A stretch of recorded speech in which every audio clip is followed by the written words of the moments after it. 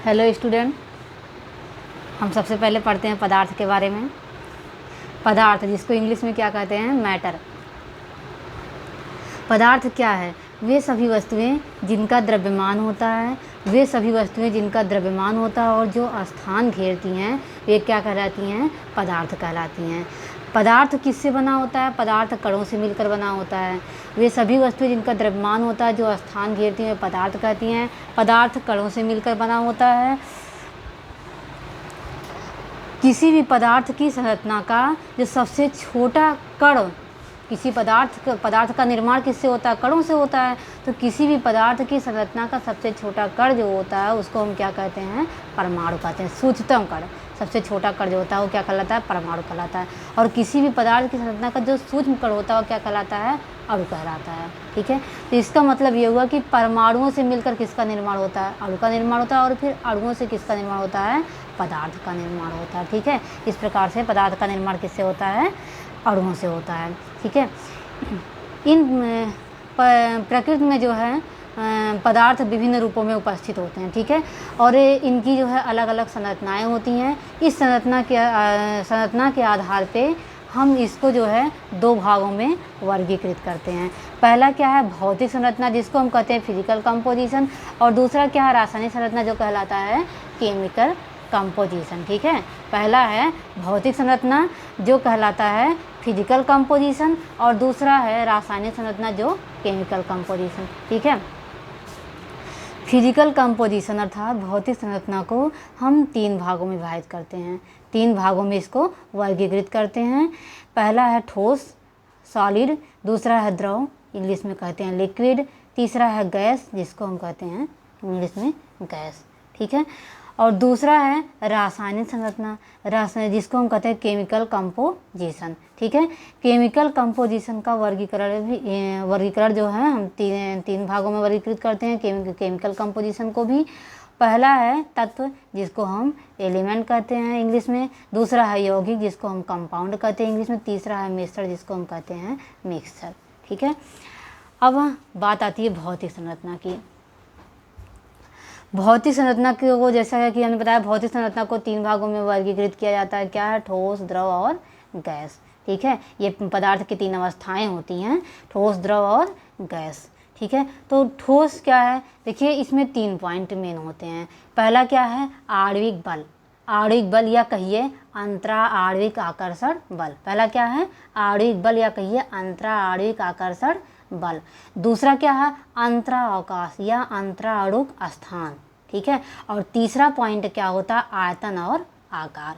ये तीन चीज़ें होती हैं। ठीक है, तो पहला हम लेते हैं आणविक बल। पहला हम लेते हैं आणविक बल या अंतरा आणविक आकर्षण बल। तो आणविक बल क्या होता है? आणविक बल मतलब अणुओं के मध्य लगने वाला बल। इसी को हम चाहे अंतराणविक आकर्षण बल कहें या आणविक बल कहें। तो अणुओं के मध्य लगने वाले बल को आणविक बल या अंतराणविक आकर्षण बल कहा जाता है। ठीक है, तो ठोस पदार्थ जो होते हैं उनका जो आणविक बल होता है, उनका अंतराणविक आकर्षण बल जो होता है वो क्या होता है? बहुत अधिक होता है। ठीक है, और दूसरा पॉइंट क्या है? अंतरावकाश या अंतराणुक स्थान। तो अंतराणुक स्थान क्या होता है? अणुओं के मध्य, पदार्थों के अणुओं के मध्य जो स्थान होता है उसको हम अंतरावकाश या अंतराणुक स्थान कहते हैं। ठीक है, तो जब ठोस पदार्थ के का आणविक बल जो होता है वो बहुत अधिक होता है। जो ठोस पदार्थ होते हैं उनका आणविक बल अधिक होता है, तो इस वजह से ठोस पदार्थों का जो अणुओं के मध्य जो अवकाश होता है, जो स्थान होता है, वो क्या होता है? बहुत कम होता है। अर्थात ठोस पदार्थों में अंतरावकाश या अंतराणुक स्थान क्या होता है? बहुत कम होता है। ठीक है, तो अंतरावकाश और या अंतराणुक स्थान ये क्या होता है? ठोस पदार्थों में बहुत कम होता है। कम क्यों होता है? क्योंकि इनके अणुओं के मध्य आकर्षण बल बहुत अधिक होता है, आणविक बल बहुत अधिक होता है, इसलिए अणुओं के मध्य खाली स्थान बहुत कम होता है। ठीक है, तीसरा पॉइंट क्या है? आयतन और आकार।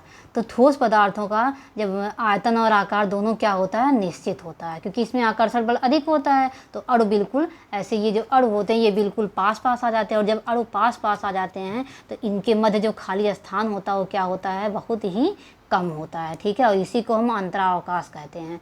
तो इनके मध्य खरे स्थान कम होता है, तो इस तरीके से ये एक दूसरे बिल्कुल व्यवस्थित होते हैं और इनका आयतन और आकार दोनों क्या होता है, निश्चित होता है। एग्जाम्पल के तौर पर जैसे हम ले लेते हैं लकड़ी है, पत्थर है और बहुत सी चीज़ें, ये चीज़ देखिए आपके सामने है, ये भी एक प्रकार का पदार्थ है।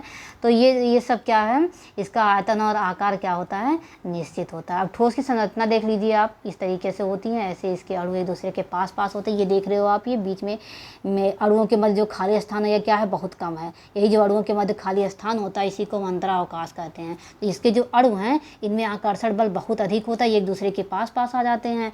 जब पास पास आ जाते हैं तो इनके अणुओं के मध्य जो स्थान होता है, अंतरावकाश जो होता है, ये क्या होता है, बहुत ही कम हो जाता है। इस तरीके से इनके आयतन और आकार दोनों निश्चित हो जाता है, ठीक है। अब बात करते हैं द्रव की। द्रव में क्या है कि द्रव जो होते हैं, द्रव का जो आणविक बल, द्रव में अगर हम आणविक बल और आणविक बल या अंतराणविक आकर्षण बल की बात करें तो द्रव में जो है ठोस की अपेक्षा कम होता है। द्रव का जो आणविक बल होता है वो ठोस की अपेक्षा क्या होता है, कम होता है। अब अंतरावकाश की बात करें तो द्रव में जो अंतरावकाश होता है वो ठोस की अपेक्षा अधिक होता है। क्यों? क्योंकि इसमें इसके अणुओं का ये जो द्रव होते हैं इनके अणुओं के में जो आपसी आकर्षण बल होता है ठोस की तुलना में कम होता है। तो ये क्या होता है, ये देखिए इस तरीके से संरचना आप देखिए, इसमें ये जो है इनके जो अणु हैं इनमें जो आकर्षण बल होता है ये क्या होता है, ठोस की तुलना में कम होता है। तो ये क्या होते हैं, इनके अणु ठोस की तुलना में एक दूसरे से दूर दूर होते हैं। देखिए ठोस के अणु एक दूसरे के पास पास हैं और ये जो द्रव के अणु है एक दूसरे से ठोस की तुलना में क्या है, दूर दूर हैं। और अर्थात इनका जो अंतरावकाश होता है, द्रव के अणुओं में जो अंतरावकाश होता है ये क्या होता है, ठोस की तुलना में अधिक होता है, ठीक है। और आयतन और आकार की बात करें तो द्रव जो होता है इसका आयतन जो होता है ये निश्चित होता है परंतु आकार अनिश्चित होता है। द्रव का आयतन क्या होता है, हम जिसको जिस बर्तन में लेते हैं वो उसी का आयतन ले लेता है, ठीक है, उसी की आकृति जो है ले लेता है। द्रव की जो आकृति होती है, आकार जो होता है, हम जिस बर्तन में लेते हैं द्रव उसी के आकार में ढल जाता है, ठीक है। लेकिन इसका जो आयतन होता है वो क्या होता है, निश्चित होता है। एग्जाम्पल में जैसे पानी ले लीजिए, तेल लीजिए, कोई भी द्रव ले लीजिए, ठीक है, यही चीज़ है। अगला क्या है, गैस। गैस क्या होता है, गैस में अगर हम आणविक बल की बात करें, अंतराणविक आकर्षण बल की बात करें तो गैस में जो है अणुओं के मध्य आकर्षण बल नगण्य होता है, ठीक है। ये देखिए इसके अणु जो होते हैं एक दूसरे से बिल्कुल दूर दूर होते हैं। इनके अणुओं के मध्य आकर्षण बल क्या होता है, नगण्य होता है, ना के बराबर होता है, ठीक है। अर्थात इसके अणु क्या होते हैं, बहुत दूर दूर होते हैं, अंतरावकाश बहुत अधिक होता है। इसके अणु एकदम बहुत दूर दूर होते हैं क्योंकि आकर्षण बल इनके अणुओं के मध्य बहुत ही कम होता है, नगण्य होता है, ठीक है।